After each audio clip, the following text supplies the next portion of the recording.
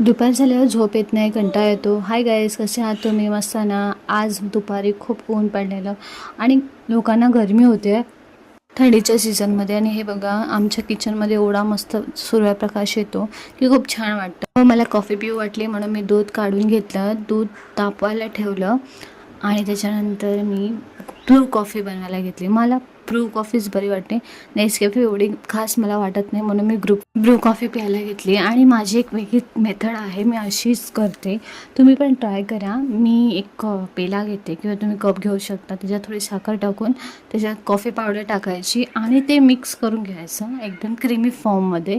आणि असं बघू शकता, मी मस्त आनंद घेऊन मी मिक्स करत होते आणि माझं दूधही इथे उकळलेलं आहे. त्याच्यानंतर मी थोडंसं दूध त्याच्यात टाकून ते छानपैकी मिक्स करून घेत आहे. मिक्स करून झाल्यानंतर बघू शकता असं स्ट्रक्चर होतं त्याचं आणि खूप छान लागतं. असं ह्याच्यामध्ये आपण ब्लॅक कॉफी बनवू शकतो, पण मला दुधाची कॉफी आवडते म्हणून मी दूध टाकलं आहे. आणि बघू शकता डायरेक्ट इन्स्टंट झालेले आहे.